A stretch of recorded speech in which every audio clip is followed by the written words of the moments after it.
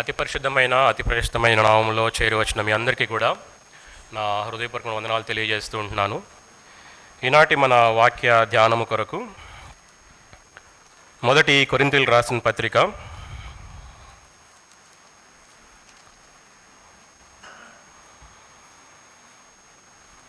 16వ అధ్యాయము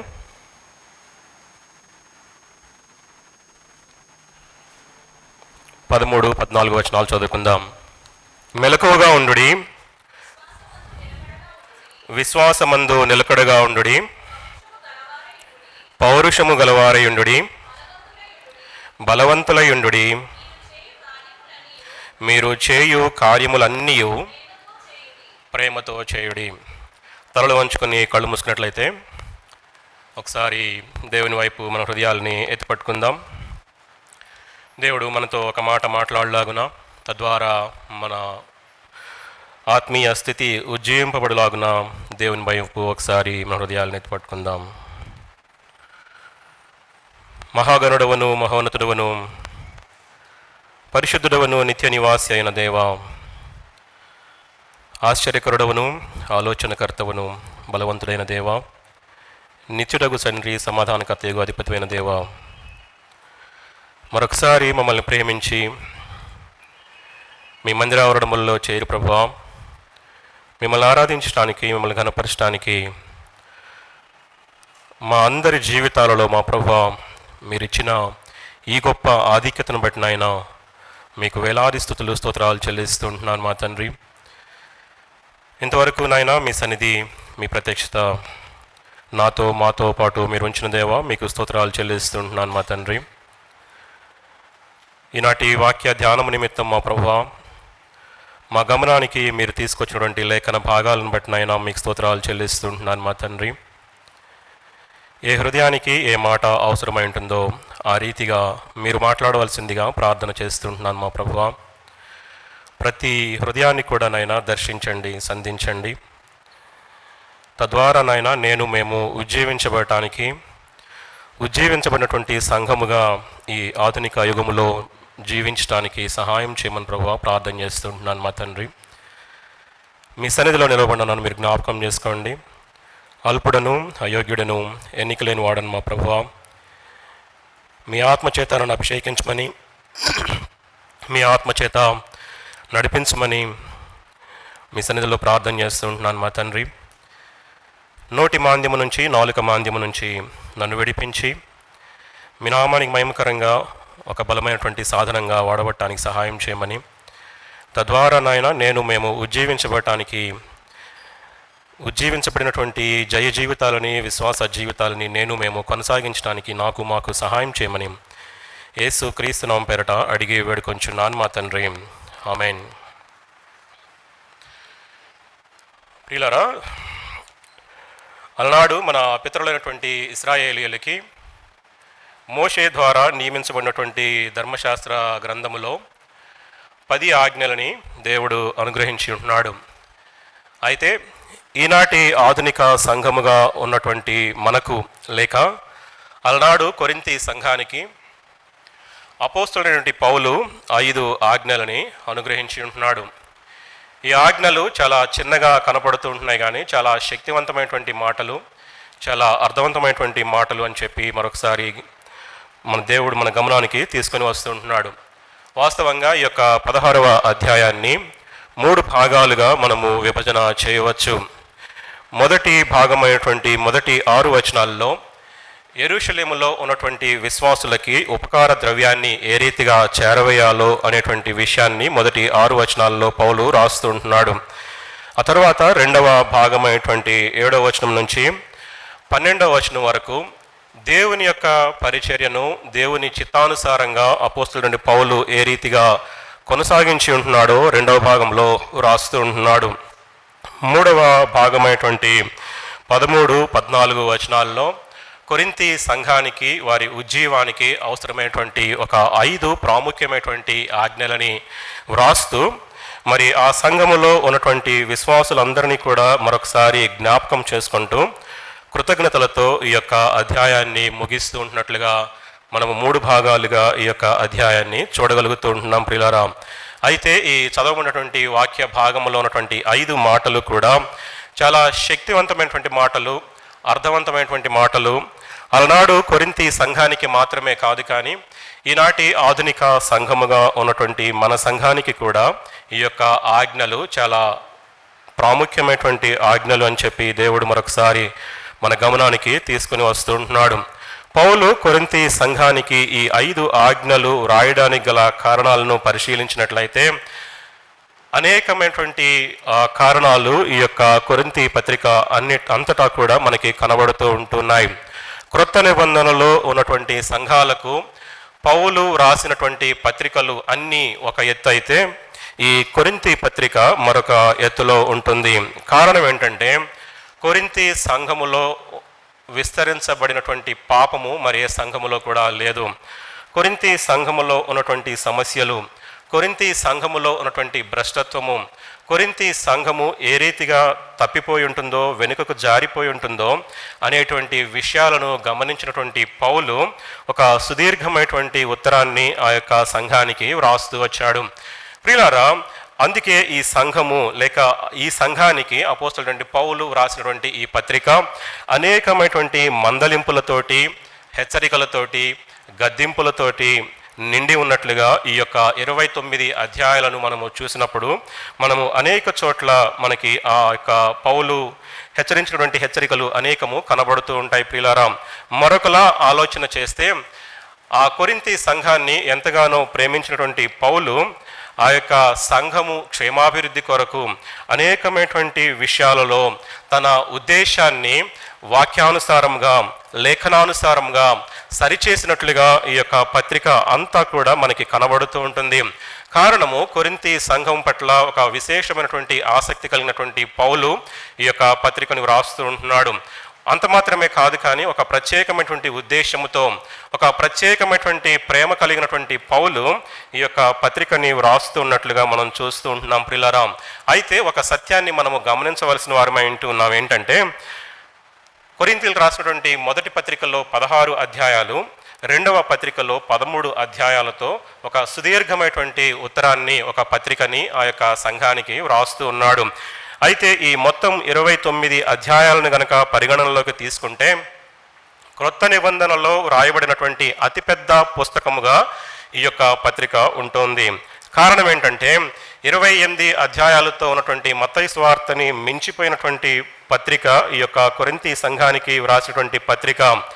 కాబట్టి ఈ యొక్క 29 అధ్యాయాలను మనం గమనించినప్పుడు అనేకమైనటువంటి సమస్యలు ఆ యొక్క సంఘములో ఉన్నట్లుగా, ఎంతో గలిబిలి చోటు చేసుకున్నట్లుగా ఈ యొక్క సంఘములో మనం ఈ పత్రికని చదివినప్పుడు మనకి అర్థమవుతూ ఉంటుంది. ప్రియులారా, అయితే వాస్తవంగా ఒక వ్యక్తిని కానీ, ఒక సంఘాన్ని కానీ మరి సరైన రీతిలో నడిపించాలి అంటే 29 అధ్యాయాలను వ్రాయవలసినటువంటి అవసరమైతే లేదు. కానీ అంటే ఆ యొక్క 29 అధ్యాయాలను కూడా మనము క్లుప్తీకరించినట్లయితే అనేకమైనటువంటి సమస్యలు, ఎంతో గలిబిలి ఆ యొక్క సంఘములో ఉంది. కాబట్టి పౌలు ఇంత సుదీర్ఘమైనటువంటి ఉత్తరాన్ని, పత్రికని వ్రాసాడు అని మనము అర్థం చేసుకోవాల్సిన వారమై ఉంటున్నాం. ప్రియులారా, అయితే ఈ పుస్తకము గద్దింపులతోటి, మరి హెచ్చరికలతోటి, ఆజ్ఞలతోటి మాత్రమే కాదు, కానీ పౌలు తనకున్నటువంటి ప్రేమను కూడా ఈ యొక్క పత్రికలో వెల్లడిస్తూ వచ్చి ఉంటున్నాడు.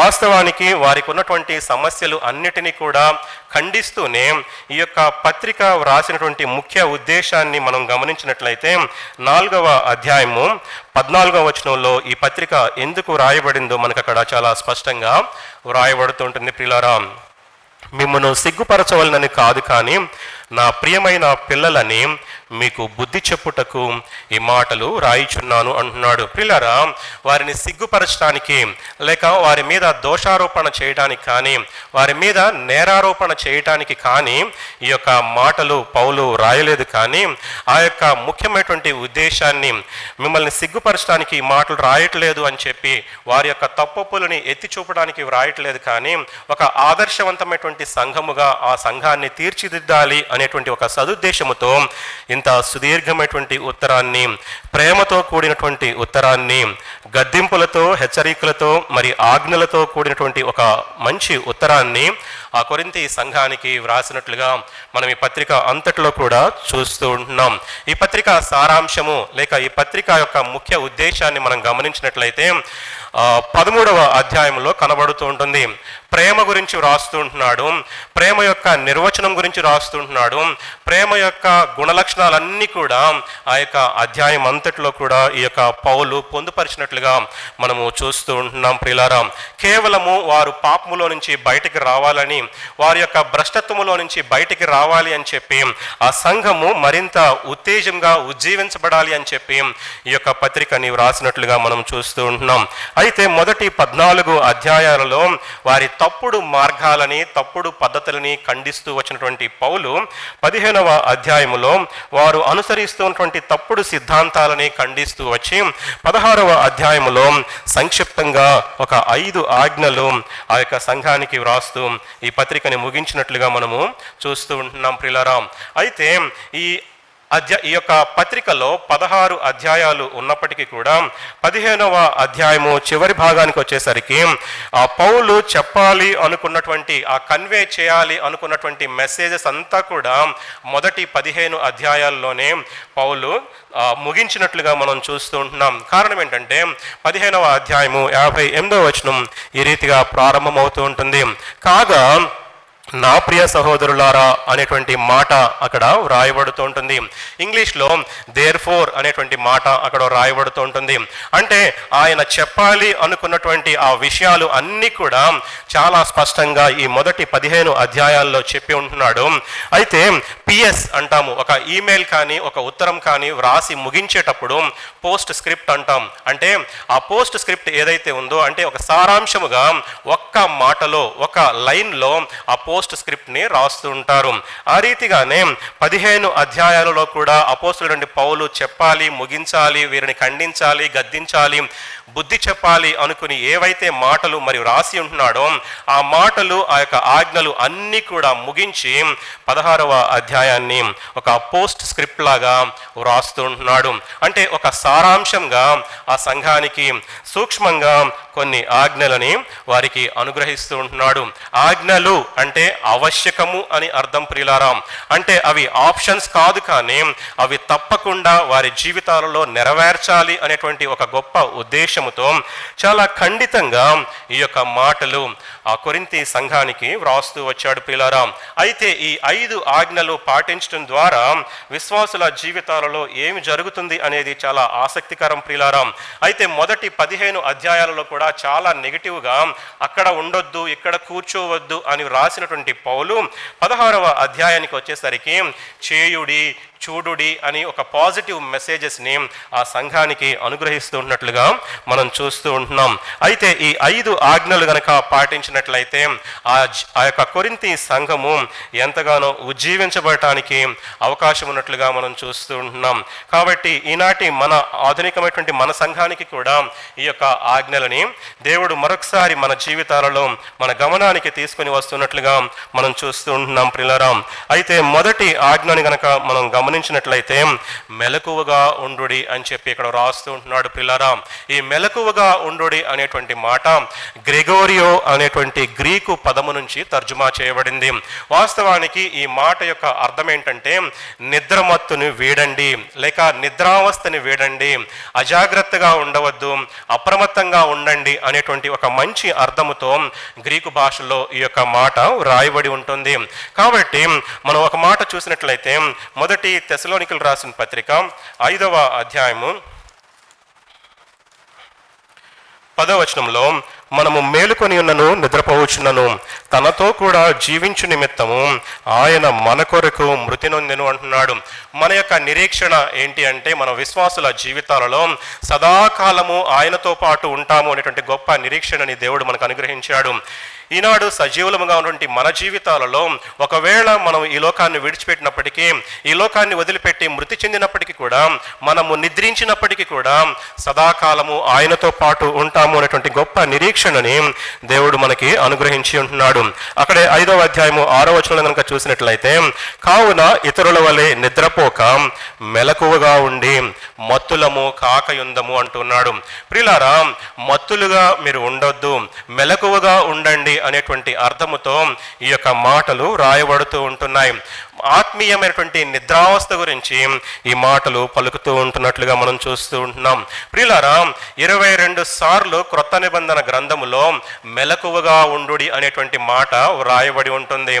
మెలకువగా ఉండుడి అనేటువంటి మాట 22 సార్లు క్రొత్త నిబంధనలో ఒక ప్రత్యేకమైనటువంటి అర్థముతో ఆత్మీయ నిద్రావస్థలో ఉన్నటువంటి విశ్వాసుల గురించి అనేక చోట్ల క్రొత్త నిబంధనలో వ్రాయబడుతూ ఉంటుంది. ప్రియులారా, అంటే ఆత్మీయమైనటువంటి నిద్రావస్థలో ఎవరైతే ఉంటున్నారో, ఆత్మీయంగా నిద్రమత్తులుగా ఎవరైతే ఉంటున్నారో, అజాగ్రత్తగా ఉంటున్నారో, ఉదాసీనతతో ఉంటున్నారో, నిర్లిప్తతతో ఉంటున్నారో, వారి గురించి 22 చోట్ల ఈ యొక్క మాట మెలకువగా ఉండుడి అనేటువంటి మాట రాయబడుతుంటుంది. ప్రియులారా, వాస్తవానికి విశ్వాసులముగా మన చుట్టూ ఏమి జరుగుతుందో, సాతానుడు ఏ రీతిగా మనల్ని కబళించబోతున్నాడో, సాతానుడు ఏ రీతిగా మనల్ని శోధనలోనికి లాగబోతున్నాడో అనేటువంటి విషయాల పట్ల కనీసమైనటువంటి అవగాహన విశ్వాసులముగా మనము కలిగి ఉండవలసిన వారమై ఉంటున్నాం. ప్రియులారా, మన విరోధి అయినటువంటి అపవాది ఏ రీతిగా మనల్ని కబళించి వేస్తూ ఉంటున్నాడు అని గనక ఆలోచన చేసినట్లయితే, 1 కొరింథీయులకు రాసిన పత్రిక 11వ అధ్యాయము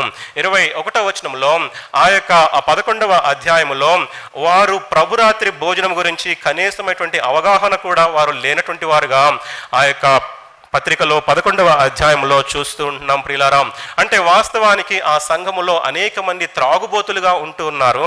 ప్రభురాత్రి భోజనం పట్ల ఒక కనీసమైనటువంటి అవగాహన లేనటువంటి వారుగా ఆ సంఘములో అనేక మంది ఉంటూ ఉన్నట్లుగా, అనేక మంది నిద్రమత్తులుగా ఉంటూ ఉన్నట్లుగా ఈ యొక్క పత్రికలో మనము చూడగలుగుతూ ఉంటున్నాం. అంటే విశ్వాసులుగా వారు చలామణి అవుతూ ఉన్నప్పటికీ కూడా వారి యొక్క విశ్వాస జీవితము గురించి కానీ, దేవుని యొక్క గుణలక్షణాల గురించి కానీ, సాతాను మరి ఏ రీతిగా మనల్ని శోధిస్తాడు అనేటువంటి ఆ అవగాహన కానీ లేనటువంటి వారుగా ఆ సంఘములో అనేక మంది ఉంటూ ఉన్నారు. కాబట్టి అపోస్తలుడైన పౌలు మీరు మెలకువగా ఉండుడి అని ఆ సంఘాన్ని ఎంతో ప్రేమతో హెచ్చరిస్తూ ఉన్నట్లుగా మనం చూస్తూ ఉంటున్నాం. ప్రియులారా, అయితే ఈ కొరింథీయులకు రాసిన పత్రికలో ఆ విశ్వాసులను గనక మనం గమనించినట్లయితే వారు అనేకమైనటువంటి విషయాలలో అనేకమైనటువంటి విషయాల పట్ల కనీసమైనటువంటి అవగాహన లేనటువంటి వారుగా ఆ సంఘము ఉంటూ ఉన్నట్లుగా మనం చూస్తూ ఉంటున్నాం. ప్రియులారా, 5వ అధ్యాయము 6వ వచనంలో చూసినట్లయితే, పులిసిన పిండి కొంచెమైనను ఆ ముద్దంతయు కూడా పులియ చేయునని మీరు ఎరుగరా అనేటువంటి మాట అక్కడ మనకి చూస్తూ ఉంటున్నాం. 6వ అధ్యాయము 2వ వచనంలో చూసినట్లయితే, పరిశుద్ధులు లోకానికి తీర్పు తీరుస్తారని చెప్పి మీరు ఎరుగరా అంటూ ఉన్నాడు. అక్కడే 9వ వచనంలో అన్యాయస్తులు దేవుని రాజ్యానికి వారసులు కానేరని చెప్పి మీరు ఎరుగరా అని చెప్పి అక్కడ రాస్తూ ఉంటున్నాడు. 15వ వచనంలో మీ దేహములు క్రీస్తుకు అవయవములై ఉన్నారని చెప్పి మీరు ఎరుగరా అని చెప్పి అనేకమైనటువంటి ప్రశ్నలు ఆ 5వ అధ్యాయము 6వ అధ్యాయములో పౌలు వారిని సంధిస్తున్నట్లుగా మనం చూస్తూ ఉంటున్నాం. 6వ అధ్యాయం 16వ వచనంలో వేశ్యతో ఏకదేహమై ఉన్నారని చెప్పి మీరు ఎరుగరా అంటూ ఉన్నాడు. 6వ అధ్యాయము 19వ వచనంకి వచ్చేసరికి మీ దేహము దేవుని వలన మీకు అనుగ్రహింపబడి మీలోనున్న పరిశుద్ధ ఆత్మకు ఆలయమై ఉన్నదని మీరు ఎరుగరా అనేటువంటి మాటలు. అంటే ఈ మాటలు అన్నీ కూడా మనం క్లుప్తీకరించినట్లయితే కనీసమైనటువంటి అవగాహన లేనటువంటి వారిగా వారి యొక్క విశ్వాస జీవితాలని కొనసాగిస్తున్నట్లుగా మనము చూస్తూ ఉంటున్నాం. ప్రియులారా, ఆ సంఘములో ఉన్నటువంటి కొద్దిమంది ఆ సమస్యలని సృష్టిస్తూ ఉన్నారేమో, కొద్దిమంది తాగుబోతులుగా ఉంటూ ఉన్నారేమో, కొద్దిమంది మరి వేశ్యాసంగులుగా ఉంటూ ఉన్నారేమో, కొద్దిమంది భ్రష్టత్వముతో నిండి ఉన్నారేమో, కొద్దిమంది పాపముతో నిండి ఉన్నారేమో, మరికొంతమంది ఆ పాపము చేత వెనుకకు లాగివేయబడి విశ్వాస ఆ స్థితి నుంచి వెనుకకు జారిపోయి ఉంటున్నారేమో. కాబట్టి మీరెరుగరా అని అనేకమైనటువంటి విషయాల గురించి అపోస్తలుడైన పౌలు ఆ సంఘాన్ని హెచ్చరిస్తూ ఈ యొక్క మాట చెప్తూ ఉంటున్నాడు. మెలకువగా ఉండుడి అంటూ ఉన్నాడు. 12వ అధ్యాయం 1వ వచనంలో చూసినట్లయితే, ఈ విషయాలు మీకు తెలియకుండా మరియు సహోదరులారా, ఆత్మ సంబంధమైన వరములను గురించి మీకు తెలియకుండా నాకు ఇష్టము లేదు అని చెప్తూ ఉంటున్నాడు. కాబట్టి ఒక కాపరిగా ఆ యొక్క సంఘాన్ని కాచేటువంటి ఒక ప్రధానమైనటువంటి కాపరిగా ఉన్నటువంటి పౌలు ఆ సంఘాన్ని అనేక చోట్ల బుద్ధి చెప్తూ ఖండిస్తూ గద్దిస్తూ వచ్చినట్లుగా ఈ పత్రిక అంతటిలో కూడా మనం చూస్తూ ఉంటున్నాం. కారణం ఏంటంటే వారు అనేకమైనటువంటి ఆత్మ సంబంధమైనటువంటి విషయాల పట్ల ఎటువంటి అవగాహన లేనటువంటి వారుగా, ఎటువంటి స్పృహ కూడా వారి జీవితాల్లో లేనటువంటి వారుగా ఉన్నారు. కాబట్టి వారిని పౌలు హెచ్చరిస్తూ ఉంటున్నాడు, మీరు మెలకువగా ఉండుడి అని చెప్పి హెచ్చరిస్తూ ఉంటున్నాడు. ప్రియులారా, 15వ అధ్యాయము 34వ వచనంలో చూసినట్లయితే నీతి ప్రవర్తన గలవారై మేల్కొని పాపము చేయకుడి అని చెప్పి ఆ సంఘాన్ని హెచ్చరిస్తున్నట్లుగా మనం చూస్తూ ఉంటున్నాం. అంటే పాపములో ఎవరైతే జోగుతూ ఉంటున్నారో, ఎవరైతే నిద్రమత్తులో ఉంటూ ఉన్నారో వారిని మేల్కొల్పడానికి ఈ యొక్క మాటలు పలుకుతూ ఉన్నట్లుగా మనం చూస్తూ ఉంటున్నాం. ప్రియులారా, విశ్వాసులముగా అనేక సార్లు మన జీవితాలలో కొనసాగిస్తూ ఉన్నప్పటికీ కూడా అనేక మార్లు మనం చెప్తూ ఉంటాం కదా, ఆ విషయంలో నాకు తెలియదు, నాకు తెలియదు, నాకు తెలియదు అనేటువంటి మాటలు మనం అనేక చోట్ల వింటూ ఉంటాం. వాస్తవానికి మన ఆత్మీయ జీవితము ఎటువైపు పయనం చేస్తుంది అనేటువంటి ఒక అవగాహన మనము కలిగి ఉండవలసిన వారమై ఉంటున్నాం. సాతానుడు ఏ రీతిగా మనల్ని శోధించబోతూ ఉన్నాడు అనేటువంటి అవగాహన, స్పృహ మనము కలిగి ఉండవలసిన వారమై ఉంటున్నాం.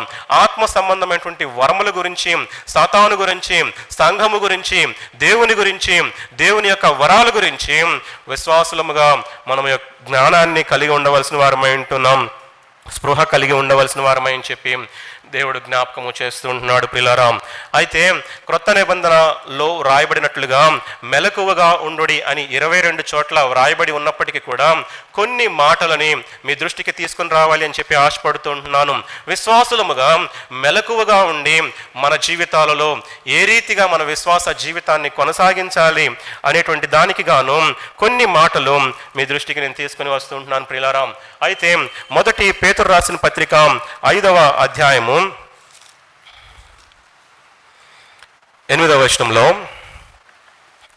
ఈ రీతిగా వ్రాయబడుతూ ఉంటుంది, నిబ్బరమైన బుద్ధి గలవారై మెలకువగా ఉండుడి, మీ విరోధి అయిన అపవాది గర్జించు సింహం వలె ఎవరిని మృంగుదునా అని తిరుగుచున్నాడు అని చెప్పి వ్రాస్తుంటున్నాడు. పిల్లారా, కాబట్టి మొట్టమొదటిగా విశ్వాసులముగా మనము ఎందుకు మెలకువగా ఉండాలి అంటే అపవాదిని ఎదుర్కోవడానికి. వాడికి ఈజీ టార్గెట్ ఎవరు అంటే, సులువుగా ఎవరిని వాడు మృంగివేస్తాడు అంటే ఎవరైతే నిద్రమత్తులో ఉంటున్నారో, ఎవరైతే విశ్వాస జీవితం పట్ల కనీసమైనటువంటి అవగాహన లేనటువంటి వారుగా ఉంటూ ఉన్నారో, ఎవరైతే మరి ఆత్మీయంగా మరి విశ్వాసులుగా ఉన్నప్పటికీ కూడా వారి యొక్క ఆత్మీయ స్థితి పట్ల కనీసమైనటువంటి అవగాహన లేనటువంటి వారు ఎవరైతే ఉంటున్నారో, నిద్రమత్తులుగా ఎవరైతే ఉంటున్నారో, అజాగ్రత్తగా వారి యొక్క విశ్వాస జీవితం పట్ల ఎవరైతే ఉంటున్నారో వారిని చాలా సులువుగా కబళించడానికి అపవాది ఎవరిని మృంగుదునా అని గర్జించు సింహం వలె తిరుగులాడుచున్నాడు అని చెప్పి వ్రాస్తుంటున్నాడు. ప్రియులారా, అపవాది మరి అనేకమైనటువంటి కుట్రలు కుతంత్రాలు మన విశ్వాస జీవితము నుంచి ఏ రీతిగా అయినా కూడా ఈ యొక్క విశ్వాస జీవితము నుంచి పడద్రోయాలి అనేటువంటి రీతిగా ఆ యొక్క అపవాది మనల్ని మృంగటానికి, మన విశ్వాస జీవితము నుంచి తొలగించడానికి, వెనుకకు జారివించేయడానికి ఎంతగానో ప్రయత్నము చేస్తూ ఉంటాడు. కాబట్టి విశ్వాసులుగా మన విశ్వాస జీవితాలను కొనసాగించేటప్పుడు మన యొక్క ఆ లోక ఆశలు ఏవైతే ఉంటున్నాయో చాలా ఈజీగా టార్గెట్ చేస్తాడు. శరీరాశ, నేత్రాశ, జీవపు డంబం అనే 3 ఆశలు ఏవైతే ఉన్నాయో ఆ ఆశలని విశ్వాసులమైనటువంటి మన జీవితాలలో ఎరగా వేసి సాతానుడు మనల్ని కబళిస్తాడు అనేటువంటి ఆ యొక్క సత్యాన్ని దేవుడు మనకి జ్ఞాపకము చేస్తూ ఉంటున్నాడు. ప్రియులారా, మెలకువగా ఉండవలసిందే. అనుక్షణము అనుదినము కూడా మన విశ్వాస జీవితాల పట్ల అవగాహన కలిగి ఉండాలి. ఎట్టి పరిస్థితుల్లో కూడా అజాగ్రత్తగా ఉండటానికి వీలు లేదు అని చెప్పి దేవుడు మరొకసారి జ్ఞాపకం చేస్తూ ఉంటున్నాడు. ఎవరైతే నిద్రావస్థలో ఉన్నారో, ఎవరైతే నిద్రమత్తులో ఉంటున్నారో వారిని సాతానుడు చాలా సులువుగా కబళిస్తాడు అనేటువంటి విషయాన్ని మనం ఎరిగినటువంటి వారమై మనము మెలకువగా ఉండాలి అని చెప్పి దేవుడు జ్ఞాపకము చేస్తూ ఉంటున్నాడు. ప్రియులారా, అయితే రెండవదిగా ఆలోచన చేసినట్లయితే మరొక చక్కని మాట మనము చూడగలుగుతూ ఉంటున్నాం. మార్క్స్ వార్త 14వ అధ్యాయము 38వ వచనంలో, మీరు శోధనలో ప్రవేశించకుండునట్లు మెలకువగా ఉండి ప్రార్థన చేయుడి అని చెప్తూ ఉంటున్నాడు. ప్రియులారా, శోధనలో ప్రవేశించకుండా ఉండటము కొరకు, మన ఆత్మీయ జీవితాలను సక్రమమైనటువంటి మార్గములో నడిపించడం కొరకు మనము మెలకువగా ఉండవలసిన వారమై ఉంటూ ఉన్నాం. ప్రియులారా, ఈ లోకములో మనము శరీరాన్ని ధరించుకొని ఈ లోకములో ఉన్నంత కాలము కూడా మన ఆత్మకు, ఈ శరీరానికి నిత్యమైనటువంటి పోరాటం జరుగుతూ ఉంటుంది. కారణం ఏంటంటే, మనలో ఉన్నటువంటి ఆత్మ ఎప్పుడు కూడా ఆత్మ సంబంధమైనటువంటి విషయాల మీద ఆలోచన చేస్తూ ఉంటే, మన శరీరం అయితే ఈ లోక ఆశల వైపు, శరీర ఆశ వైపు, నేత్రాశ వైపు మన శరీరాన్ని లాగివేస్తూ ఉంటుంది. కాబట్టి మన ఆత్మీయ జీవితాలని కొనసాగించడానికి మన శరీరానికి, మన ఆత్మకు ఎల్లప్పుడూ కూడా పోరాటము జరుగుతూనే ఉంటుంది అనేటువంటి విషయాన్ని మనము గమనించవలసిన వారమై ఉంటూ ఉన్నాం. మనం ఈ లోకములో మన చివరి శ్వాస వరకు కూడా మన ఆ యొక్క శోధనలో మనము జయించవలసిన వారమై ఉంటున్నాము అనేటువంటి విషయాన్ని దేవుడు జ్ఞాపకము చేస్తూ ఉంటున్నాడు. ప్రియులారా, యాకోబు పత్రిక 1వ అధ్యాయము 14వ వచనంలో మనం ఏ రీతిగా శోధించబడతాము అంటే, ప్రతి వాడు కూడా తన స్వకీయమైనటువంటి దురాశ చేత ఏడవబడి మరులు కొల్పబడిన వాడై శోధించబడును అని చెప్తూ ఉంటున్నాడు. కేవలము మనలో ఉన్నటువంటి దురాశను బట్టి, మనకున్నటువంటి అత్యాశను బట్టి మనము శోధించబడతాము తప్ప సాతానుడు మనల్ని శోధిస్తాడు అనేటువంటిది అవాస్తవమై ఉంటుంది. ప్రియులారా, దేవుడు ఎప్పుడు కూడా ఏ విశ్వాసిని కూడా శోధించడు, సాతాను కూడా ఏ విశ్వాసిని శోధించడు. కారణం ఏంటంటే, యాకోబు పత్రికలో రాసినట్లుగా మనకున్నటువంటి దురాశను బట్టి, మనకున్నటువంటి అత్యాశను బట్టి మరులు కొల్పబడి, ఏడవబడి శోధించబడతారు ప్రతి ఒక్క విశ్వాసి అనేటువంటి సత్యాన్ని దేవుడు జ్ఞాపకం చేస్తూ ఉంటున్నాడు. కాబట్టి విశ్వాసులముగా ఉన్నటువంటి నీవు నేను కూడా మెలకువగా ఉండి మన విశ్వాస జీవితాలను కొనసాగించవలసిన వారమై ఉంటున్నామని చెప్పి దేవుడు జ్ఞాపకము చేస్తూ ఉంటున్నాడు. ప్రకటన గ్రంథం 3వ అధ్యాయము మొదటి 3 వచనాలు కనుక చూసినట్లయితే, తోటి విశ్వాసులని బలపరచడానికి, సంఘాన్ని స్థిరపరచడానికి విశ్వాసులముగా మనము మెలకువగా ఉండాలి అని చెప్పి ఆ సత్యాన్ని దేవుడు జ్ఞాపకము చేస్తూ ఉంటున్నాడు. 2వ వచనంలో చూసినట్లయితే, నీ క్రియలు నా దేవుని ఎదుట సంపూర్ణమైనవిగా నాకు కనబడలేదు గనుక జాగరూకుడవై చావనయున్న మిగిలిన వాటిని బలపరచుము అంటున్నాడు. జాగరూకుడువై అనేటువంటి మాట గ్రామటికల్గా ఇక్కడ రాయబడింది, కానీ వాస్తవంగా తెలుగు అర్థము మెలకువగా ఉండుడి అనేటువంటి అర్థముతో ఈ యొక్క మాట వ్రాస్తూ ఉంటున్నాడు. ప్రియులారా, విశ్వాసులముగా, సంఘముగా నిద్రావస్థను వీడి ఉదాసీనతను, నిర్లక్ష్యాన్ని, నిర్లిప్తతను మనము ఖచ్చితంగా వీడి దేవుని యొక్క వాక్యాన్ని బట్టి మనము అనుదినము కూడా హెచ్చరించబడినప్పుడు ఈ యొక్క తోటి విశ్వాసుల్ని బలపరచడానికి, సంఘాన్ని స్థిరపరచడానికి మనము ఎంతైనా సాధనాలుగా వాడబడతామని చెప్పి దేవుడు జ్ఞాపకం చేస్తూ ఉంటున్నాడు. అక్కడ 3వ వచనంలో చూసినట్లు చివరి భాగంలో, నీవు జాగరూకుడవై ఉండని ఎడల నేను దొంగవలే వచ్చేదను, ఏ గడియను నీ మీదికి వచ్చేదను నీకు తెలియదు అని చెప్పి చాలా స్పష్టంగా, చాలా ఖండితంగా ఈ యొక్క మాటలు రాస్తుంటున్నాడు. ఏ దినాన ఏ గడియలో దేవుడు వస్తాడో మనకి తెలియదు. కాబట్టి అనుక్షణము కూడా మనము మెలకువగా ఉండవలసిన వారమై ఉంటున్నాం. మన విశ్వాస జీవితాలని కాపాడుకోవలసిన వారమై ఉంటున్నామని చెప్పి దేవుడు జ్ఞాపకము చేస్తూ ఉంటున్నాడు. ఎవరైతే వారి యొక్క పాపాలను, వారి యొక్క బలహీనతలను, వారి యొక్క అస్తవ్యస్తమైనటువంటి ఆత్మీయ స్థితి పట్ల సరిగ్గా వ్యవహరించకుండా ఉదాసీనతతో ఉంటారో వారిని సాతానుడు కబళిస్తాడు. కాబట్టి మనము మెలకువగా ఉండి ఆ యొక్క విశ్వాసులని బలపరిచేటువంటి ఆ యొక్క పాత్రని మనం పోషించవలసిన వారమై ఉంటున్నాము.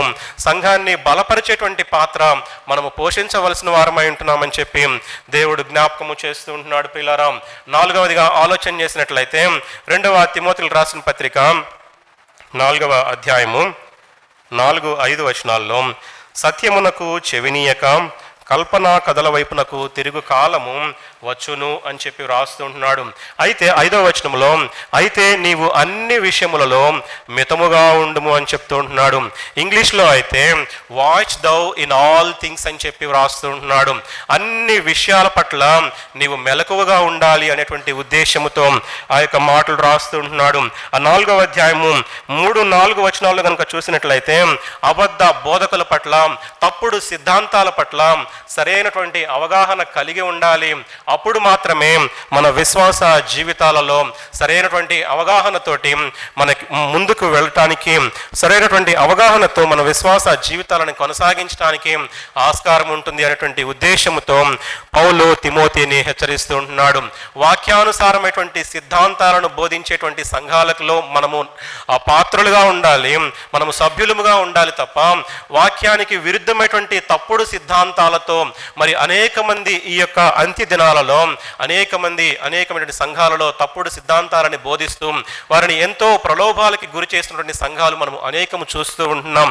కాబట్టి తప్పుడు బోధల పట్ల, తప్పుడు సిద్ధాంతాల పట్ల, అబద్ధ ప్రవక్తల పట్ల, అబద్ధ బోధకుల పట్ల సరైనటువంటి అవగాహన కలిగి ఉండటానికి మెలకువగా ఉండి మన విశ్వాస జీవితాలను కొనసాగించాలి అని చెప్పి దేవుడు హెచ్చరిస్తూ ఉంటున్నాడు. ఐదవదిగా ఆలోచన చేసినట్లయితే మొదటి పేతురు రాసిన పత్రిక 4వ అధ్యాయము 7వ వచనంలో చివరి భాగంలో ప్రార్థనలు చేయుటకు మెలకువగా ఉండుడి అంటున్నాడు. ఎఫెసీ పత్రిక 6వ అధ్యాయము 18వ వచనంలో కూడా మనం ప్రార్థనలు చేయడానికి మనం మెలకువగా ఉండాలి అని చెప్పి రాస్తుంటున్నాడు. ఆత్మ వలన ప్రతి సమయమునందును ప్రతి విధమైన ప్రార్థనను విజ్ఞాపనను చేయుచు ఆ విషయమై సమస్త పరిశుద్ధుల నిమిత్తమును పూర్ణమైన పట్టుదలతో విజ్ఞాపన చేయుచు మెలకువగా ఉండుడి అంటున్నాడు. పూర్ణమైనటువంటి పట్టుదలతో, పూర్ణమైనటువంటి విజ్ఞాపన, పరిశుద్ధుల నిమిత్తము ప్రార్థన, విజ్ఞాపన చేయాలి అనేటువంటి అర్థముతో ఈ యొక్క మాటలు చాలా స్పష్టంగా వ్రాస్తుంటున్నాడు. ప్రతి సమయమునందును ప్రతి విధమైనటువంటి ప్రార్థన, విజ్ఞాపన విశ్వాసులముగా మనం చేయటం కొరకు మీ యొక్క ఆత్మీయ జీవితాలలో ఎల్లప్పుడూ కూడా మెలకువగా ఉండుడి అనేటువంటి అర్థముతో ఈ యొక్క మాటలు రాస్తుంటున్నాడు. విశ్వాసులముగా ఏమి జరుగుతుందో మన చుట్టూ కూడా తెలుసుకోకుండా ఉన్నట్లయితే, ఏ యొక్క విషయము గురించి మనం ప్రార్థించాలో తెలియకుండా ఉన్నట్లయితే మనం చేసేటువంటి ప్రార్థనలు దేవుని సన్నిధికి వెళ్ళవు. మనం కొన్నిసార్లు ఈ రీతిగా ప్రార్థన చేస్తూ ఉంటాం. సంఘస్థులందరినీ అని ప్రార్థిస్తూ ఉంటాం, లేక బంధువులందరినీ అని ప్రార్థిస్తూ ఉంటాం, స్నేహితులందరూ అని చెప్పి ప్రార్థిస్తూ ఉంటాం. కారణం ఏంటంటే ఒక్కొక్కరికి ఒక్కొక్క అవసరం ఉంటుంది. వారి యొక్క అవసరాలను బట్టి మనం ప్రార్థించవలసిన వారమై ఉంటూ ఉన్నాము. కానీ ఈ విధమైనటువంటి జనరిక్ ప్రేయర్స్ చేయకూడదు అని చెప్పి ఇక్కడ ఎఫెసీ సంఘాన్ని పౌలు హెచ్చరిస్తూ ఉంటున్నాడు. కాబట్టి ఏ విషయము గురించి, ఏ కుటుంబం గురించి, ఏ అవసరము గురించి ప్రార్థన చేయాలో ఖచ్చితంగా ఎరిగినటువంటి వారమై ప్రార్థన చేయటము కొరకు మనము మెలకువగా ఉండాలి అని చెప్పి దేవుడు హెచ్చరిస్తూ ఉంటున్నాడు. ప్రియులారా, ఆరవదిగా ఆలోచన చేసినట్లయితే ఎందుకు మనము మన యొక్క విశ్వాస జీవితాలలో మెలకువగా ఉండాలి అంటే గనక మత్తయి సువార్త 24వ అధ్యాయము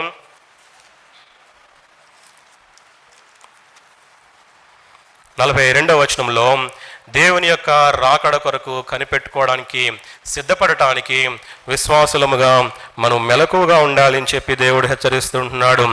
కావున ఏ దినమున మీ ప్రభువు వచ్చునో మీకు తెలియదు గనుక మెలకువగా ఉండుడి అని చెప్తూ ఉంటున్నాడు. అక్కడ 25వ అధ్యాయము 13వ వచనంలో కూడా చూసినట్లయితే ఆ దినమైనను గడి అయినను మీకు తెలియదు గనుక మెలకువగా ఉండుడి అని చెప్తూ ఉంటున్నాడు. మెలకువగా ఉండి బయటికి వెళ్ళి చూసి రావటం కాదు, కానీ మన ఆత్మీయ జీవితాలను ఆయన రాకడ కొరకు సిద్ధపరచుకోవటం కొరకు మనం మన యొక్క విశ్వాస జీవితాలలో మెలకువగా ఉండవలసినటువంటి ఆవశ్యకత ఎంతైనా ఉంటుంది. ప్రియులారా, ఒకవేళ నీవు నిద్రావస్థలో ఉన్నప్పుడు, నిద్రమత్తులో ఉన్నప్పుడు, అజాగ్రత్తగా ఉన్నప్పుడు, ఉదాసీనతతో ఉన్నప్పుడు ఒకవేళ దేవుడు ఆ మధ్యాకాశానికి వచ్చినట్లయితే ఇంతకాలము మనం చేసినటువంటి భక్తి వ్యర్థమైపోతూ ఉంటుంది. ఆ క్షణములో మనం ఉదాసీనంగా ఉండటాన్ని బట్టి, ఆ క్షణములో మనం నిద్రమత్తులో ఉండటాన్ని బట్టి మనం విడిచిపెట్టబడతాము అనేటువంటి సత్యాన్ని దేవుడు జ్ఞాపకము చేస్తుంటున్నాడు. కాబట్టి దేవుని యొక్క రాకడ కొరకు సిద్ధపరచుకోవడానికి మనము మెలకువగా ఉండవలసినటువంటి ఆవశ్యకత ఎంతైనా ఉంటుంది. ప్రియులారా, చివరిగా ఆలోచన చేసినట్లయితే లూకాసు వార్త 12వ అధ్యాయము 36-37 వచనాల్లో ఆ యొక్క చక్కని మాటలు అక్కడ రాస్తూ ఉంటున్నాడు. లూకాసు వార్త 12వ అధ్యాయము 36, 37 వచనాల్లో తమ ప్రభువు పెండ్లి విందు నుండి వచ్చి తట్టగానే అతనికి తలుపు తీయుటకు అతడు ఎప్పుడు వచ్చునో అని అతని కొరకు ఎదురుచూచు మనుష్యుల వలె ఉండుడి. ప్రభు వచ్చి ఏ దాసులు మెలకువగా ఉండుట కనుగొనునో ఆ దాసులు ధన్యులు అని చెప్పి వ్రాస్తూ, సిద్ధపరచబడిన వారు ధన్యులు అని చెప్పి ఆయన రెండవ రాకడ కొరకు ఎదురు చూసేటువంటి ప్రతి ఒక్క విశ్వాసి కూడా ధన్యుడు అని చెప్పి వ్రాస్తుంటున్నాడు. కాబట్టి 6వదిగా మనము సిద్ధపాటు కలిగి ఉండాలి. 7వదిగా ఆయన రెండవ రాకడలో ఎత్తబడేటువంటి గుంపులో ఉండటం కొరకు మనము ఆ యొక్క ధన్యతను కలిగి ఉండటానికి మనము మెలకువగా ఉండాలి అని చెప్పి దేవుడు జ్ఞాపకం చేస్తుంటున్నాడు. మొదటి 6 విషయాలలో కనుక మనం మెలకువగా ఉన్నట్లయితే ఈ యొక్క 7వ విషయం తప్పకుండా మన జీవితాలలో నెరవేర్చబడటానికి ఎంతైనా అవకాశం ఉంటుంది. కాబట్టి కొరింథీ సంఘము వారు మెలకువగా లేరు అనేటువంటి విషయం కనుక మనం ఆలోచన చేసినట్లయితే సుమారు 7 విషయాలలో ఈ 7 విషయాలలో కూడా వారు తప్పిపోయినట్లుగా, వెనుకకు జారిపోయినట్లుగా మనం చూస్తూ ఉంటున్నాం. అపవాదిని ఎదుర్కొనేటువంటి స్థితిలో వారు లేరు. సాతాను యొక్క చెరలో, సాతాను యొక్క కబంధ హస్తాలలో వారు ఉంటూ ఉన్నారు. శోధనలో ఉంటూ ఉన్నారు. ఉదాసీనతతో, నిర్లక్ష్య ధోరణితో ఆ యొక్క వారి ఆత్మీయ జీవితాన్ని కొనసాగిస్తూ ఉంటున్నారు. అబద్ధ బోధకుల వైపు, కల్పనా కథల వైపు వారి యొక్క వారంతా కూడా మరి త్రిప్పివేయబడినట్లుగా, ప్రార్థన లేమితో వారు బాధపడుతున్నట్లుగా, ప్రభువు రాకడ పట్ల ఎటువంటి అవగాహన లేనటువంటి వారుగా, ఎటువంటి సిద్ధపాటు కూడా లేనటువంటి వారిగా, మరి ముఖ్యంగా దేవుని యొక్క పునరుద్ధానము గురించి కనీస అవగాహన లేనటువంటి వారిగా, పునరుద్ధానాన్ని వ్యతిరేకించేటువంటి సంఘముగా ఆ సంఘం ఉంటుంది. కాబట్టి మెలకువగా ఉండుడి అనేటువంటి ఒక్క మాట ద్వారా ఆ సంఘాన్ని ఈ విషయాలు అన్నిటిలో కూడా హెచ్చరిస్తున్నట్లుగా మనం చూస్తూ ఉంటున్నాం ప్రియులారా. అయితే మెలకువగా ఉండటం వలన పైన ధ్యానం చేసినటువంటి ఆ 7 విషయాల్లో కూడా మన విశ్వాస జీవితాన్ని జయకరంగా కొనసాగించడానికి ఎంతైనా అవకాశం ఉంటుంది. కాబట్టి మరి విశ్వాసి ఎలా మెలకువగా ఉండాలి అని గనక ఆలోచన చేసినట్లయితే అనుదినము కూడా మనం వాక్యాన్ని ధ్యానించినప్పుడు ఆ వాక్య ధ్యానములో నుంచి మన పరిస్థితికి తగ్గట్లుగా దేవుడు తన చిత్తాన్ని బయలుపరుస్తూ ఉంటాడు. మనం ప్రయాణించేటువంటి మార్గానికి అనుగుణంగా దేవుడు తన చిత్తాన్ని, తన మాటలని బయలుపరుస్తూ ఉంటాడు. తద్వారా మనము మన యొక్క విశ్వాస జీవితాలలో మెలకువగా ఉండటం మాత్రమే కాదు, కానీ ఆత్మీయ జీవితములో మనం వాక్యానుసారంగా, లేఖనానుసారంగా మన ఆత్మీయ జీవితాలను కట్టుకోవడానికి ఎంతైనా ఆస్కారం ఉంటుందని చెప్పి దేవుడు జ్ఞాపకము చేస్తూ ఉంటున్నాడు. ఒక భక్తుడు అంటున్నాడు కదా, keeping consistent in God's word will lift you up and encourage you అనేటువంటి మాట వ్రాస్తుంటున్నాడు. ఎప్పుడైతే మనము దేవుని యొక్క వాక్యాన్ని అనుదినము కూడా చదువుతూ ఉంటాము, ధ్యానిస్తూ ఉంటాము, ఆ వాక్యాన్ని మన మనసులలో నెమరు వేసుకుంటూ ఉంటాము, ధ్యానిస్తూ ఉంటాము, నీ హృదయంలో ఉన్నటువంటి దేవుని యొక్క మాటలు నీవు పాపములో పడిపోకుండా, మరి ముఖ్యంగా నీ యొక్క విశ్వాస జీవితాన్ని మెలకువగా ఉండి కొనసాగించడానికి ఆస్కారం ఉంటుందని చెప్పి దేవుడు జ్ఞాపకము చేస్తూ ఉంటున్నాడు. రెండవదిగా ఆలోచన చేసినట్లయితే కొరింథీ సంఘాన్ని ఈ రీతిగా హెచ్చరిస్తూ ఉంటున్నాడు. విశ్వాసమందు నిలకడగా ఉండుడి అని చెప్తూ ఉంటున్నాడు. విశ్వాసమందు స్థిరముగా ఉండండి అని చెప్పి ఆ సంఘాన్ని హెచ్చరిస్తున్నట్లుగా మనం చూస్తూ ఉంటున్నాం ప్రియులారా. నిలకడగా ఉన్నటువంటి వారిని, వారు నమ్మిన దాని కొరకు స్థిరముగా నిలబడేటువంటి వారిని అనేక మంది అభిమానిస్తారు. ఎవరైతే గాలివాటముగా మరి ఎటు పడితే అటు నడిపించబడతారో వారిని ఎవరు కూడా ఇష్టపడరు.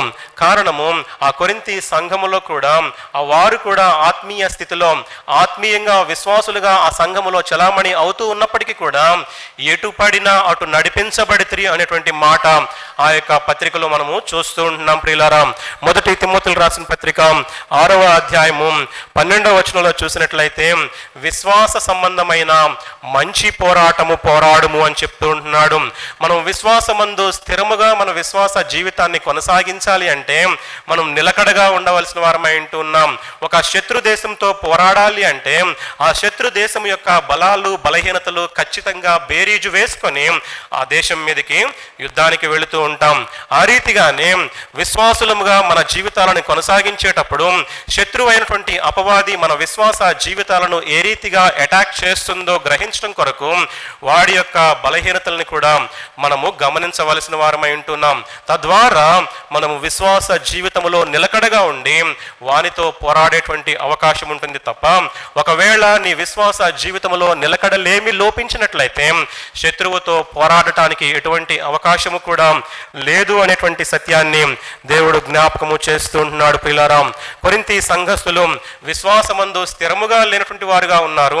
వారికి ఉన్నటువంటి విశ్వాసాన్ని వారు పోగొట్టుకున్నటువంటి వారుగా ఉంటున్నారు. ప్రియులారా, మొదటి కొరింథీయులకు రాసిన పత్రిక 1వ అధ్యాయానికి ఒకసారి వచ్చినట్లయితే అక్కడ కొన్ని మాటలు చూసినట్లయితే వారు విశ్వాసమందు నిలకడగా లేరు అనేటువంటి విషయం మనకు అక్కడ అర్థమవుతూ ఉంటుంది. ప్రియుల 18వ వచనంలో చూసినట్లయితే సిలువను గూర్చిన వార్త నశించుచున్న వారికి వెర్రితనము గాని రక్షింపబడుచున్న మనకు దేవుని శక్తి అని చెప్పి దేవుడు జ్ఞాపకం చేస్తూ ఉంటున్నాడు.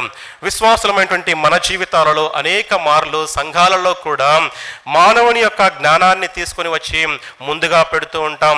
దేవుని జ్ఞానాన్ని ప్రక్కకు తోసివేసి మానవుని యొక్క జ్ఞానాన్ని బట్టి సంఘాలను నడిపించడానికి, సంఘాలను కట్టడానికి, మరి ముఖ్యంగా మనం సొంత ఆత్మీయ విశ్వాస జీవితాలని కట్టుకోవడానికి ప్రయత్నము చేస్తూ ఉంటాం.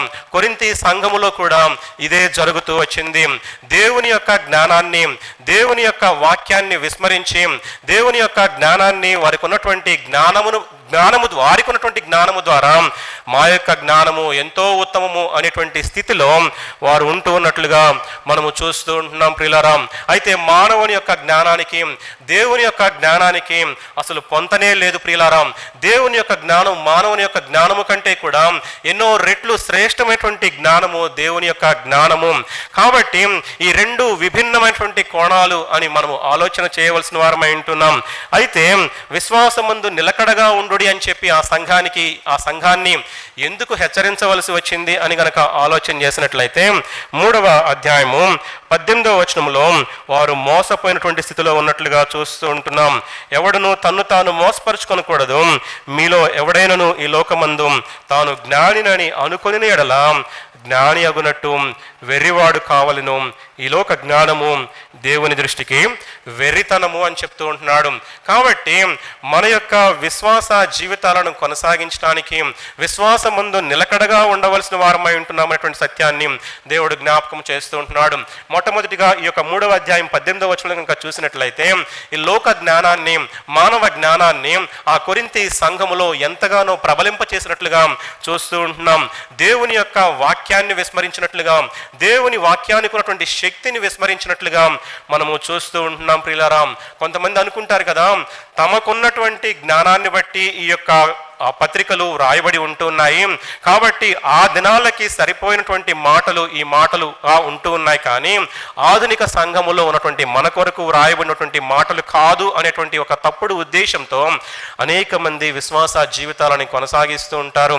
అయితే దేవుడు జ్ఞాపకం చేస్తుంటున్నాడు కదా, నిన్న నేడు నిరంతరము కూడా ఆయన మార్పు లేనటువంటి దేవుడు.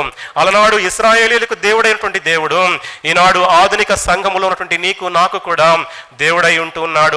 ఆనాడు పరిశుద్ధుడై ఉంటున్నాడు, ఈనాడు కూడా పరిశుద్ధుడై ఉంటున్నాడు.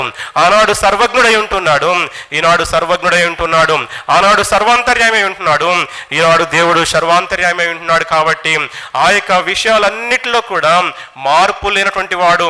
ఆ దేవుని యొక్క గుణలక్షణాలన్నీ కూడా ఆ రోజు పితరులైనటువంటి ఇశ్రాయేలీల దినాల్లో ఏ రీతిగా ఉంటున్నాయో ఈ రోజు కూడా అదే దేవుడు, అదే గుణలక్షణాలు, ఎటువంటి మార్పు లేనటువంటి దేవుని నీవు నేను కూడా సేవిస్తున్నాము. కాబట్టి ఆ యొక్క వాక్యం మనం ఎంతైనా జీవితాలలో అలవర్చుకోవాల్సిన వారమై ఉంటున్నామన్నటువంటి సత్యాన్ని దేవుడు జ్ఞాపకము చేస్తూ ఉంటున్నారు.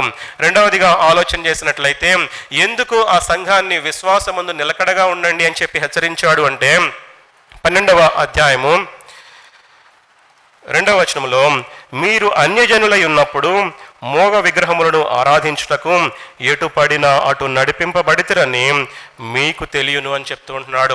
కాబట్టి ఆ సంఘములో అనేక మంది అన్యులు ఉంటున్నారు, విశ్వాసులుగా చలామణి అవుతుంటున్నారు.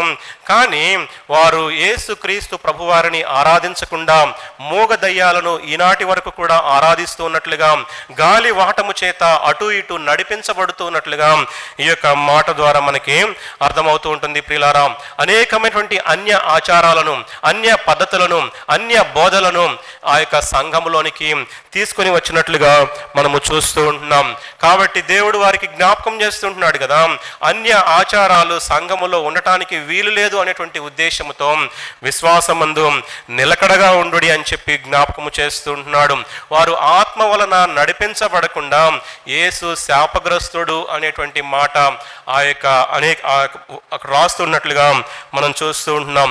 ఒకే సంఘములో వారంతా కూడా సభ్యులై ఉన్నప్పటికీ కూడా ఒకవైపు ఒక వర్గమేమో యేసు శాపగ్రస్తుడు అని చెప్తూ ఉంటుంది, మరొక వర్గమేమో దేవుని సొంత రక్షకునిగా ఆరాధిస్తున్నట్లుగా అంగీకరించి దేవునిని ఆరాధిస్తున్నట్లుగా మనం చూస్తూ ఉంటున్నాం. కాబట్టి విశ్వాసమందు నిలకడగా లేనటువంటి ఆ సంఘాన్ని దేవుడు హెచ్చరిస్తూ ఉంటున్నాడు. మూడవదిగా ఎందుకు హెచ్చరిస్తూ ఉంటున్నాడు అని కనుక ఆలోచన చేసినట్లయితే 15వ అధ్యాయము 12వ వచనంలో, క్రీస్తు మృతులలో నుండి లేపబడి ఉన్నాడని ప్రకటింపబడుచుండగా మీలో కొందరు మృతుల పునరుద్ధానము లేదని ఎట్లు చెప్పుచున్నారు అంటున్నాడు.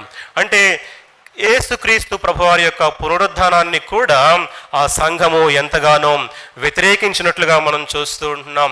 కాబట్టి మొట్టమొదటిగా దేవుని యొక్క వాక్యానికి ఉన్నటువంటి శక్తిని విస్మరించారు. అన్య ఆచారాలను, అన్య పద్ధతులను ఆ యొక్క సంఘములో ఎంతగానో ప్రబలింపజేసినట్లుగా, విస్తరింపజేసినట్లుగా చూస్తూ ఉంటున్నాము. మూడవదిగా యేసుక్రీస్తు ప్రభువారి యొక్క పునరుద్ధానాన్ని ఆ యొక్క సంఘము మరి విస్మరించినట్లుగా, పునరుద్ధానమే లేదని చెప్పి వారు వాదిస్తూ ఉన్నట్లుగా మనము చూస్తూ ఉంటున్నాం.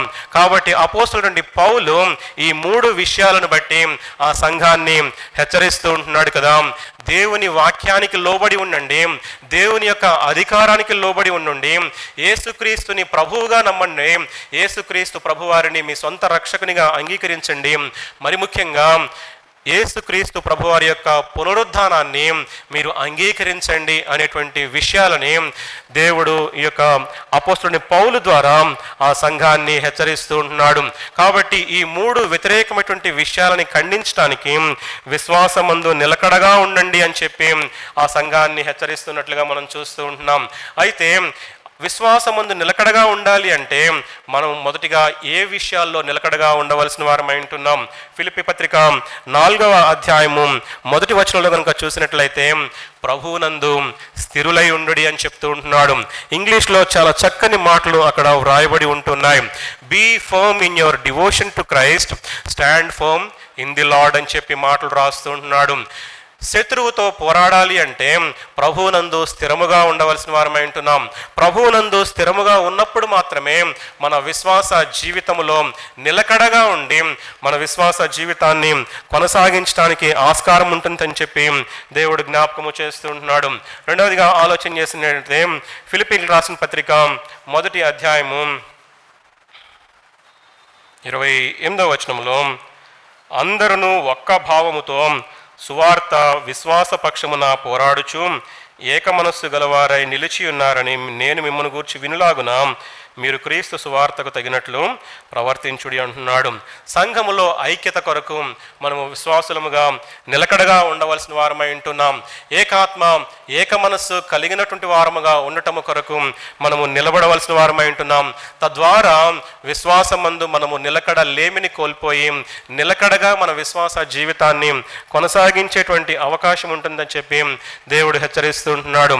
గల్తీయులకు రాసిన పత్రిక 5వ అధ్యాయము 1వ వచనంలో ఈ రీతిగా రాస్తుంటున్నాడు, ఈ స్వాతంత్ర్యము అనుగ్రహించి క్రీస్తు మనలను స్వతంత్రులుగా చేసి ఉన్నాడు, కాబట్టి మీరు స్థిరముగా నిలిచి మరలా దాస్యమని కాడి క్రింద చిక్కుకొనకుడి అంటున్నాడు. ఒకసారి రక్షించబడి, ఒకసారి మన ఆత్మీయ స్థితిలో వెలిగించబడిన తరువాత మరలా పాపం అనేటువంటి ఆ దాసత్వం అనేటువంటి కాడి క్రింద చిక్కుకొనకుండా దేవుడు మన జీవితాలలో అనుగ్రహించినటువంటి ఆ స్వాతంత్ర్యములో నిలకడగా ఉండండి అని చెప్పి దేవుడు హెచ్చరిస్తూ ఉంటున్నాడు. ప్రియులారా, 4వదిగా ఆలోచన చేసినట్లయితే కొలస్సీయులకు రాసిన పత్రిక 4వ అధ్యాయము 12వ వచనంలో ఎపఫ్రా ఈ రీతిగా ప్రార్థన చేస్తూ ఉంటున్నాడు, దేవుని చిత్తమును గూర్చి సంపూర్ణ ఆత్మ నిశ్చయత గలవారునై నిలకడగా ఉండాలి అని చెప్పి ఆ యొక్క ఎపఫ్రా ప్రార్థిస్తున్నట్లుగా మనం చూస్తూ ఉంటున్నాం. దేవుని చిత్తాన్ని మన జీవితంలో నెరవేర్చడం కొరకు మనం నిలకడగా ఉండవలసిన వారమై ఉంటున్నాం.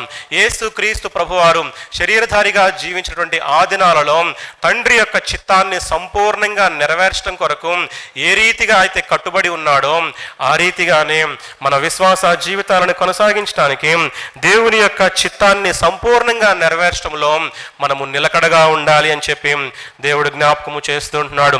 చివరిగా ఎఫెసీయులకు రాసిన పత్రిక 6వ అధ్యాయంలో సాతానుతో పోరాడటానికి, సాతానుని ఎదిరించడానికి మనం విశ్వాసమందు నిలకడగా ఉండవలసిన వారమై ఉంటున్నాం. ఒకవేళ సాతాను గనక మనల్ని అటు ఇటు నడిపించబడినట్లయితే మన సాతానుతోటి పోరాడేటువంటి అవకాశం ఉండదు. ఎప్పుడైతే దేవుని యందు స్థిరముగా ఉంటామో, ఎప్పుడైతే దేవుడు మన జీవితాలలో అనుగ్రహించినటువంటి ఆ స్వాతంత్ర్యంలో స్థిరముగా ఉంటామో, ఎప్పుడైతే దేవుని చిత్తాన్ని మనం సంపూర్ణంగా నెరవేర్చడానికి స్థిరముగా మన జీవితాలను కొనసాగిస్తూ ఉంటామో అప్పుడు మాత్రమే స్థిరముగా ఉండి సాతానుతోటి పోరాడటానికి అవకాశం ఉంటుంది అని చెప్పి దేవుడు జ్ఞాపకం చేస్తూ ఉంటున్నాడు. కాబట్టి కొరింథీ సంఘాన్ని విశ్వాసమందు నిలకడగా ఉండుడి అని చెప్పి హెచ్చరించడాన్ని బట్టి వారు ఐక్యతలో నిలకడగా లేరు, వారు దేవుని యందు స్థిరముగా లేరు, వారు క్రీస్తు అనుగ్రహించినటువంటి స్వాతంత్ర్యములో నిలకడగా లేరు, దేవుని చిత్తాన్ని నెరవేర్చడంలో వారు నిలకడగా లేరు, మరి ముఖ్యంగా సాతానుతోటి పోరాడటంలో వారు నిలకడగా లేరు అనేటువంటి ఉద్దేశంతో విశ్వాసమందు మీరు నిలకడ కలిగి ఉండండి అని చెప్పి ఆ సంఘాన్ని హెచ్చరిస్తున్నట్లుగా మనం చూస్తూ ఉంటున్నాం. అయితే మనం విశ్వాస జీవితాలలో విశ్వాసమందు నిలకడగా ఉండాలి అంటే ఆ రెండవ తెస్సలోనికీయులకు రాసిన పత్రిక 2వ అధ్యాయము 15వ వచనంలో ఒక చక్కని మాట రాస్తూ ఉంటున్నాడు. 2వ తెస్సలోనికీయులకు రాసిన పత్రిక 2వ అధ్యాయము 15వ వచనంలో, కాబట్టి సహోదరులారా నిలకడగా ఉండి మా నోటి మాట వలనైనను మా పత్రిక వలనైనను మీకు బోధింపబడిన విధులను చేపట్టుడి అంటున్నాడు. కాబట్టి బైబిల్ గ్రంథంలో మనము ధ్యానం చేసినప్పుడు అనుదినము కూడా మన ఆత్మీయ జీవితానికి కొనసాగించడానికి కావలసినటువంటి అనేకమైనటువంటి హెచ్చరికలని దేవుడు తన యొక్క గ్రంథములో పొందుపరిచి ఉంటున్నాడు. కాబట్టి ఈ మొట్టమొదటి 2 ఆజ్ఞలని నెరవేర్చడానికి కూడా దేవుని వాక్యము సహాయము మనకు ఎంతైనా అవసరం ఉంటుంది. కాబట్టి దేవుడు జ్ఞాపకం చేస్తుంటున్నాడు కదా, విశ్వాసమందు నిలకడగా ఉండుండి మెలకువగా ఉండడి అని చెప్పి ఆ యొక్క మాటల్ని దేవుడు జ్ఞాపకం చేస్తున్నట్లుగా మనం చూస్తూ ఉంటున్నాం ప్రియులారా. అయితే కొరింథీ సంఘము ఆ యొక్క విశ్వాస జీవితంలో నిలకడగా లేరు, వారు స్థిరముగా లేరు, మెలకువగా లేరు. కాబట్టి ఆ సంఘాన్ని హెచ్చరిస్తూ ఉంటున్నాడు. కొరింథీ సంఘము మెలకువగా లేదు అనేటువంటి ఉద్దేశముతో వారు సాతాను చెరలో ఉన్నారు, తిరుగుబాటులో ఉన్నారు, శోధనలో ఉన్నారు, ప్రార్థనాలేమితో బాధపడుతూ ఉంటున్నారు, అపవాదిని ఎదిరించలేనటువంటి దుస్థితిలో ఉంటూ ఉన్నారు. ప్రభు రాకడ కొరకు ఎటువంటి సిద్ధపాటు కూడా వారు లేనటువంటి వారుగా ఉంటున్నారు. ప్రభు రాకడ గురించి ఎటువంటి అవగాహన కూడా వారి జీవితాలలో లేనటువంటి సంఘముగా ఉంటుంది. కాబట్టి ఈ మొదటి 2 ఆజ్ఞల ద్వారా ఆ కొరింథీ సంఘాన్ని అపోస్తుల నుండి పౌలు హెచ్చరిస్తూ ఉంటున్నాడు. నేను ఇక్కడ ముగిస్తూ ఉంటున్నానండి. దేవుని చిత్తమైతే మరొకసారి ఆ మిగిలిన 3 ఆజ్ఞలను కూడా ధ్యానం చేయాలని చెప్పి ఆశపడుతూ ఉంటున్నాను. కాబట్టి కొరింథీ సంఘానికి వ్రాసినటువంటి ఆ యొక్క మొదటి 2 ఆజ్ఞల ద్వారా మనం ఏమి నేర్చుకుంటున్నాం అనేటువంటి ఆ అంశాలను మనం ధ్యానం చేద్దాం. మరొకసారి మన యొక్క హృదయాలను పరీక్షించుకుందాం, పరిశీలించుకుందాం. మన విశ్వాస జీవితాలను కొనసాగించడంలో మనం ఏ రీతిగా మెలకువగా ఉండవలసిన వారమై ఉంటున్నాం, ఏ రీతిగా విశ్వాసమందు నిలకడగా ఉండవలసిన వారమైనటువంటి విషయాలు చాలా స్పష్టంగా పరిశుద్ధాత్మ దేవుడు మన గమనానికి తీసుకుని వచ్చి ఉంటున్నాడు. కాబట్టి ఒకసారి పరీక్షించుకుందాం, పరిశీలించుకుందాం, ప్రార్థన చేసుకుందాం.